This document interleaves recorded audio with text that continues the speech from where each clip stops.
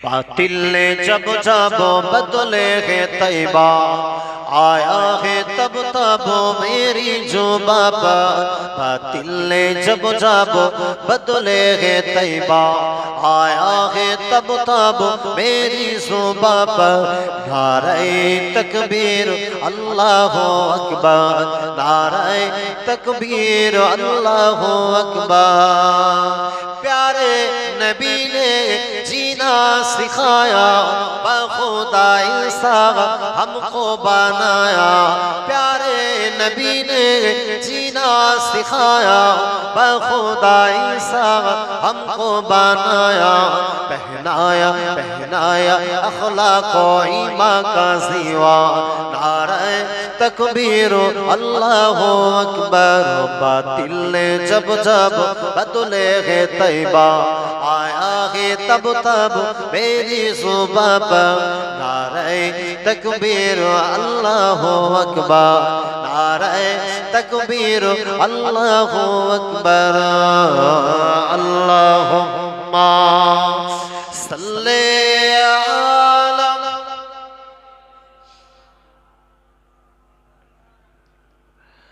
अला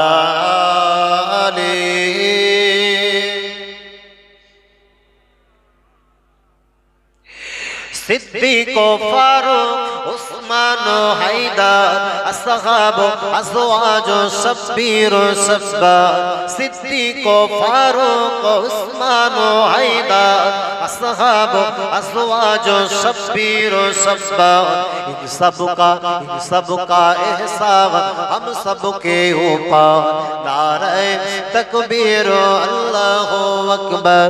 बातिल ने जब जब बदले है तैबा, आया है तब तब मेरी जुबान पर। नारे तकबीर अल्लाह अकबर, नारे तकबीर अल्लाह अकबर। अल्लाहुम्मा सल्ले अला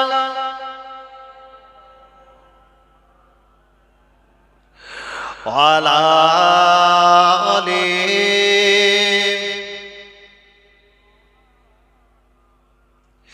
ও আল্লাহ के বান্দারা, আমি আপনাদেরকে শোনাচ্ছিলাম পৃথিবীর জমিনে যারা ইসলাম মিটিয়ে দিতে চায়, বাবাজি গোটা বিশ্বের যদি প্রামাণ্য যদি ইতিহাসগুলা দেখে, যারা ইসলাম মিটিয়ে দিতে চেয়েছে জগতের মুখে আমার আল্লাহ তাদের মিটিয়ে দিয়েছে।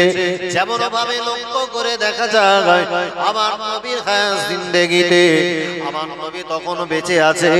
আল্লাহ নবীর সঙ্গে গোটা বিশ্বের অমুসলিমদের সঙ্গে যতগুলা যুদ্ধ হয়েছিল, তার মধ্যে একটা যুদ্ধ ছিল মুতা নামীয় যুদ্ধ।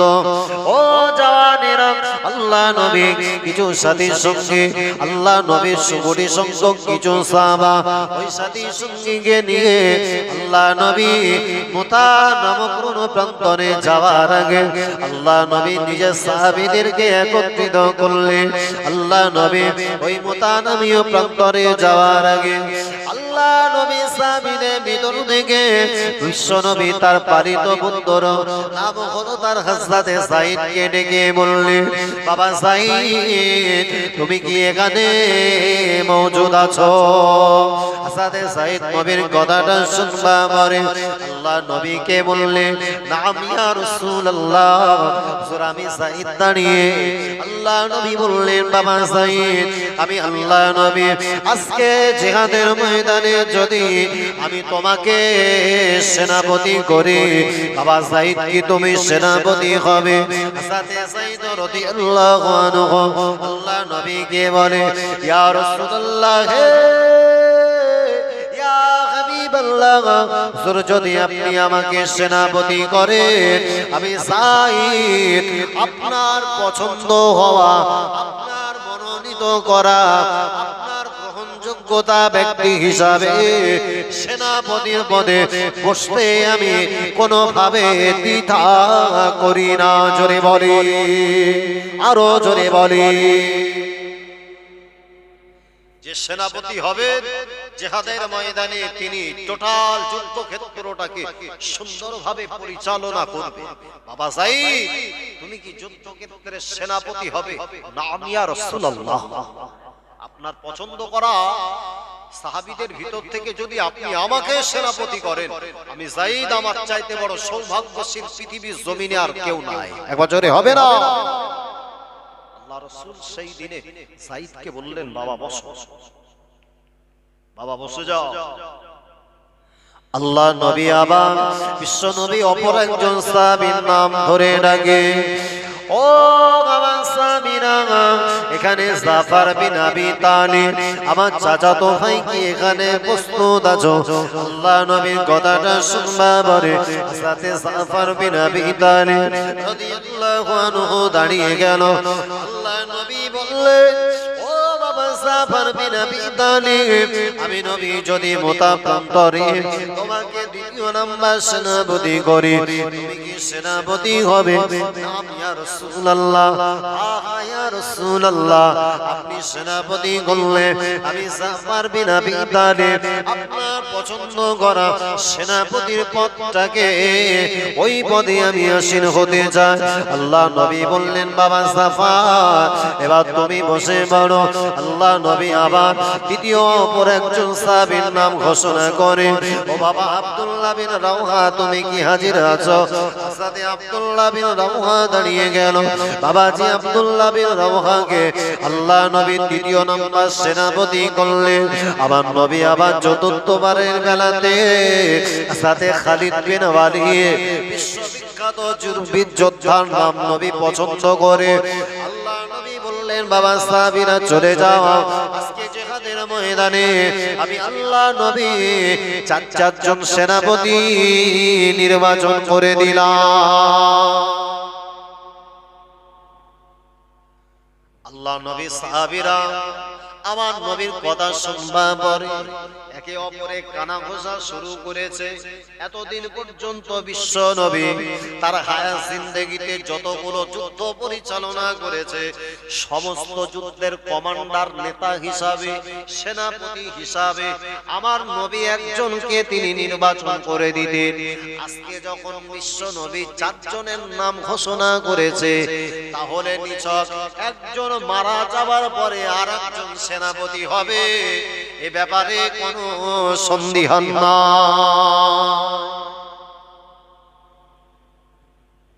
নবী সাহাবীদের ভিতরে একে অপরে মুনাফিকি তার জাল ছড়িয়ে দিল। মুনাফিকেরা পরিষ্কার বলতে লাগলো, হারিস তুমি কি জানো?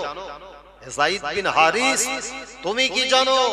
বিশ্বনবী তোমার পরে হযরত জাফর বিন আবি তালিবের নাম কেন আমার নবী সেনাপতির পদে বিশ্বনবী চয়ন করলেন?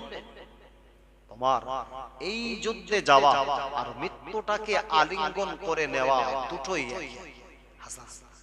হযরত যায়েদ বিন হারিস রাদিয়াল্লাহু আনহু বিশ্বনবীর সাহাবী, ওই সময় মুনাফিকদের মুখে আগুন ছিটিয়ে দিয়ে দ্ব্যর্থহীন ভাষায় বললেন, নবীর পছন্দ করা সেনাপতিত্বের পদে আসীন হয়ে যদি মৃত্যু হয়, ইসলাম প্রচারের জন্য আমার যদি মৃত্যু হয়, ইসলামের জন্য যদি আমার মরণ হয়ে যায়, ইসলাম জিন্দা রাখতে গিয়ে বেদিনদেরকে পৃথিবীর জমিন থেকে ধূলিসাৎ করার ক্ষেত্রে আমার যদি মৃত্যু হয়, আমার মৃত্যুটা হবে আমার শাহাদাতের মৃত্যু।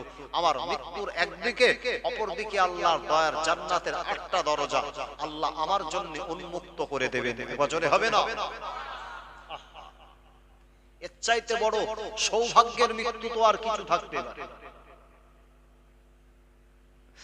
ও আল্লাহ পাকের বান্দারা, আল্লাহ নবী অপর একজন সাহাবা, আল্লাহ নবী হযরত জাফর বিন আবি তালিব রাদিয়াল্লাহু আনহু কর্ণ কুহরে মুনাফিকেরা বিষ ঢেলে দিতে লাগে, তাতে কোনো কাজ হয় না। আল্লাহ নবী বিশ্ব নবী বললেন, বাবা যায়েদ বিন হারিস চলে যাও, বাড়িতে গিয়ে তোমার আম্মা জানের সঙ্গে দেখা করো, আম্মা জানের সঙ্গে শেষ বিদায় নিয়ে এসো। ওই সময় হযরত যায়েদ বিন হারিস বলল, ইয়া রাসূলুল্লাহ, ইয়া হাবিবাল্লাহ আমার আম্মা জানতো পৃথিবীর জমিনে যে মায়ের সঙ্গে আমার বেশিটা সময় অতিবাহিত হয়েছে আহারে উনি তো অন্য কেউ নয় উনি হলেন আমার মা হযরতে আয়েশা রাদিয়াল্লাহু আনহা আম্মা জানের সঙ্গে দেখা করব না আমার নবী যখন আমাকে আমার নবীর সেনাপতি নির্বাচন করেছে গো আমার নবীর পছন্দ করা আমি জিহাদের ময়দানে যতক্ষণ না যাব ততক্ষণ পর্যন্ত অন্তর ঠান্ডা হবে না অন্তর শীতল হবে না আল্লাহ নবী বললেন ও বাবা সাফার বিন আবি তালিব চলে যাও একটা বারের জন্য তোমার নতুন বিবির সঙ্গে দেখা করে এসো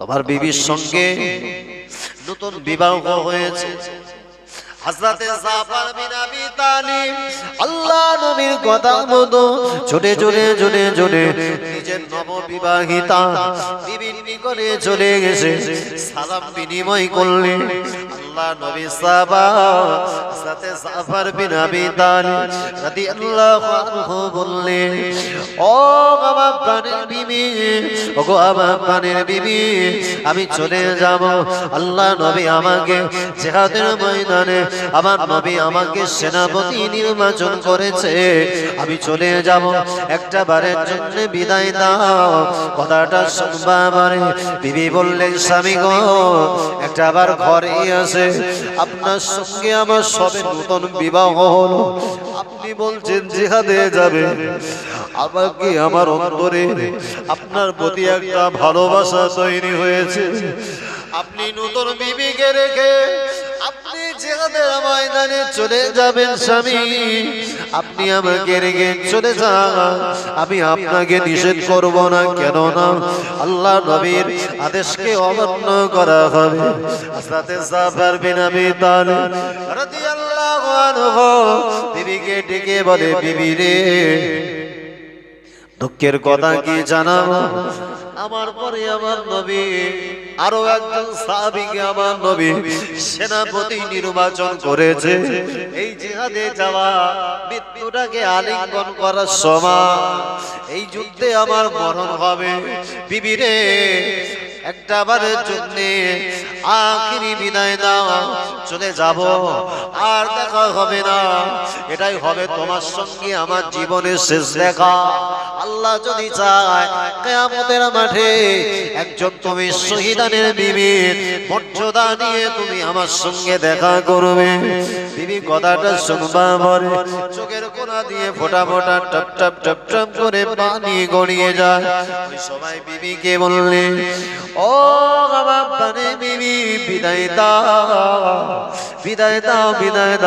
হযরতে জাফর বিন আবি তালিব রাদিয়াল্লাহু আনহু বিবির কাছ থেকে বাবা বিদায় নিলেন এবারে আল্লাহ নবী অপর একজন সাহাবা হযরতে আব্দুল্লাহ বিন রাওহাকে ডেকে বললেন বাবা আব্দুল্লাহ বিন রাওহা একটা আবার নিজের পরিবার পরিজনের বাচ্চা গোলার সঙ্গে দেখা করে এসো আল্লাহ নবী সাহাবা হযরতে আব্দুল্লাহ বিন রাওহা ছুটে নিজের বিবি সহ বাচ্চা গোলার সঙ্গে দেখা করতে গেলে বিবিকে বললেন বিবি রে বিদায় দাও বিবি চলে যাব জিহাদের ময়দানে বিবি কথাটা শুনবা বলে স্বামীকে ডেকে বলে স্বামী ওগো আমার প্রাণের স্বামী আপনি চলে যাবেন বাচ্চা গোলার সঙ্গে কি একটা বারের জন্য দেখা করবেন না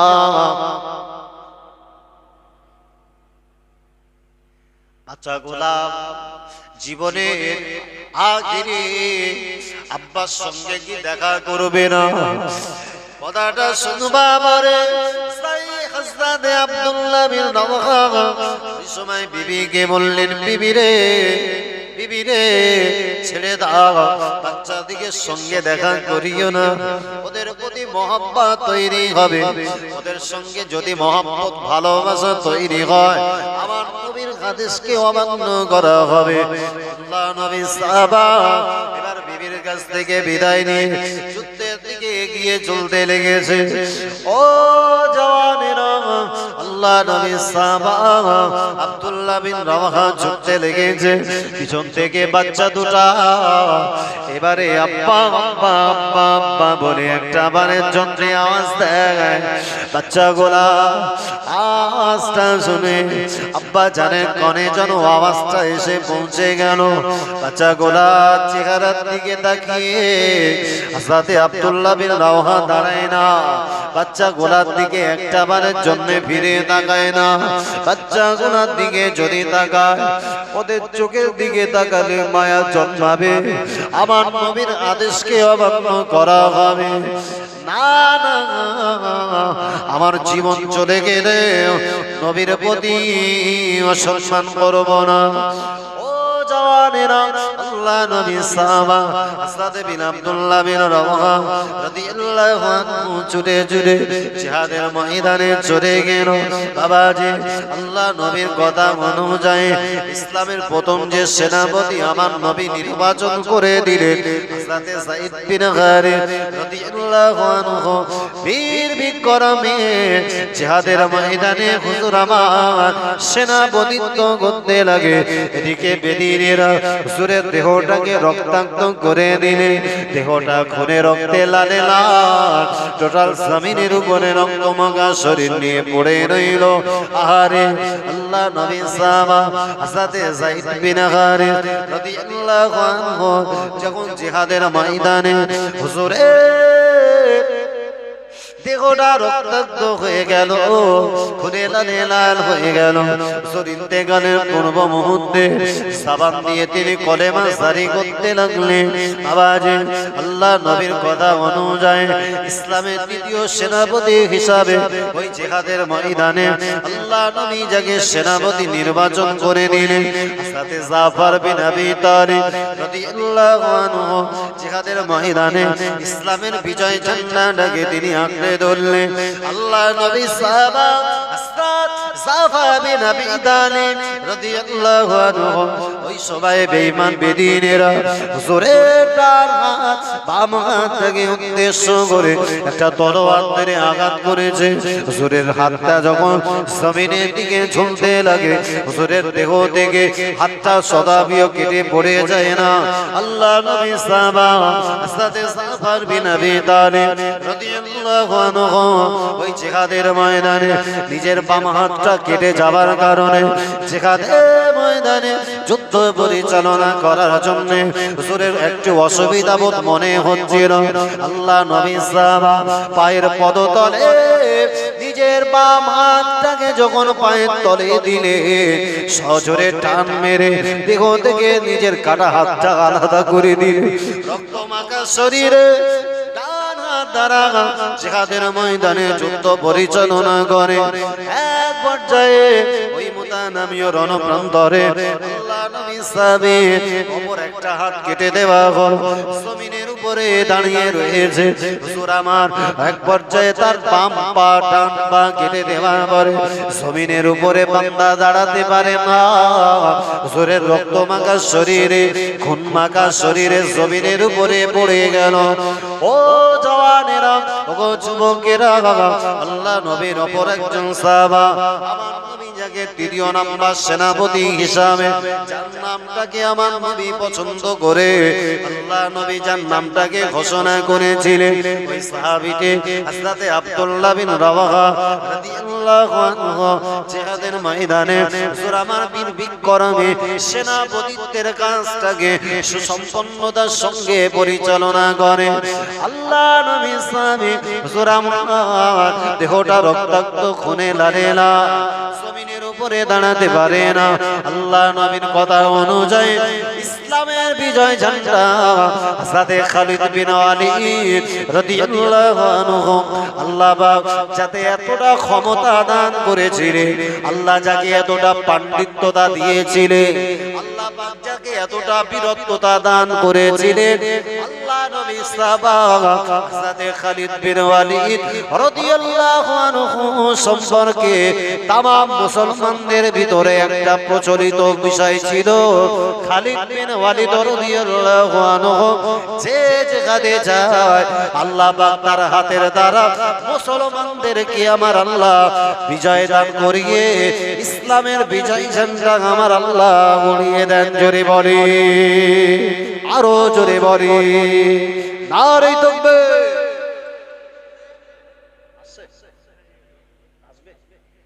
তাকবীর দান তো বাপ, নারে তাকবীর।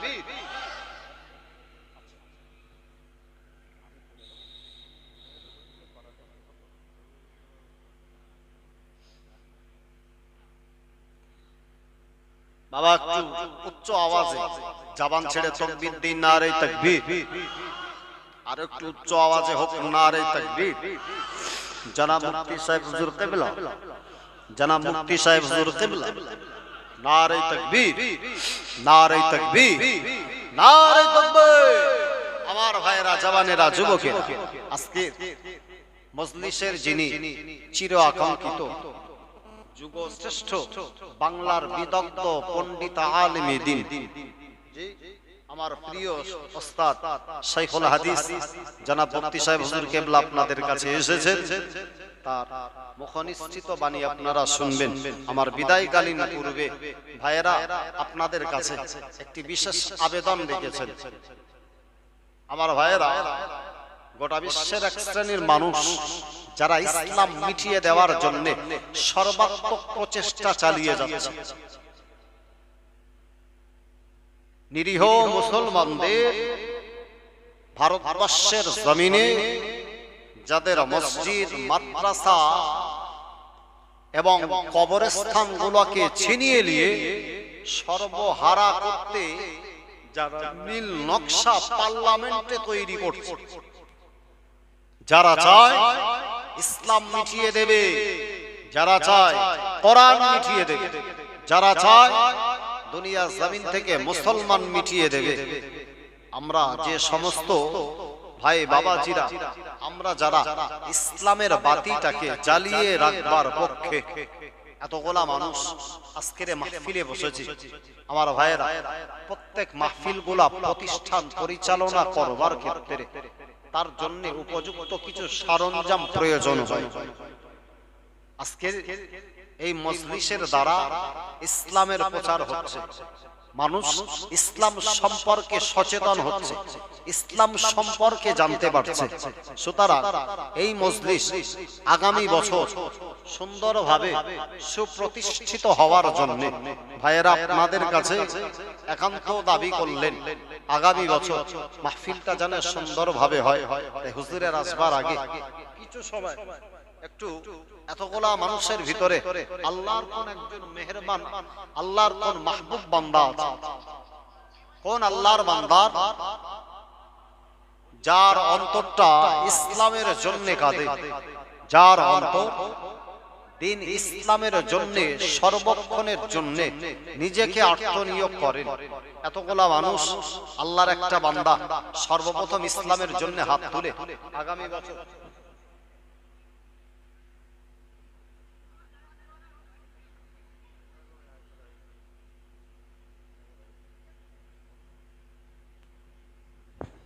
আমার ভাইয়েরা, এতগুলা মানুষের ভিতরে আল্লাহর কোন একটা বান্দা আছে এই মজলিস যেখানে দিন শিক্ষা হবে, যেখানে ইসলামের বাতি জ্বলবে, কোন আল্লাহর বান্দা একটু বলেন না, আগামী বছরে মজলিসের জন্য আমি 3,000 টাকা দিয়ে ইসলামের বাতি, আল্লাহর কোরআনের বাণী মানুষের কাছে পৌঁছে দেওয়ার জন্য আমার অর্থ ইসলামের জন্যই আত্মনিয়োগ হোক, আমার অর্থ অনর্থক অন্য জায়গাতে বিভিন্ন খাতে সেগুলো বিভিন্ন ভাবে ব্যয়িত হয়। তাই আমার জীবনের একটা সৎ নেক কাজ করে পৃথিবীর জমিন থেকে বিদায় নেই। কোন সময় আমার জীবনে একটা ইসলামিক মাহফিলে আল্লাহর দ্বীন প্রচারের জন্য আমার পরিশ্রমের হালাল উপার্জন থেকে 3,000 টাকা দিয়েছিলাম। আল্লাহর একটা বান্দা একটু মেহেরবানি করে বলেন না, আগামী বছর এই মজলিসের জন্য আমি 3,000 টাকা দেব, ওয়াদা করে একটা বছর নির্ধারিত সময় অনুযায়ী এই মজলিসের জন্য আমার নির্ধারিত অর্থটা দেব। কি এমন আল্লাহর বান্দা আছেন একটু বলেন? এতগুলা মানুষ বসে রয়েছে, আল্লাহর একটা বান্দা একটু বলেন 3,000 টাকা দেওয়ার মতো এতগুলা মানুষের ভিতরে আল্লাহর কোন একটা বান্দা আছে? একেবারেই সংক্ষিপ্ত সময় আমি আপনাদের কাছ থেকে বিদায় নেব। আমার পরপরেই হুজুর এসেছেন, তিনি আপনাদের কাছে সমূল্যবান তিনি তার তথ্য আপনাদের কাছে পেশ করবেন। একটু বলেন না কোন আল্লাহর বান্দা আছেন আগামী বছর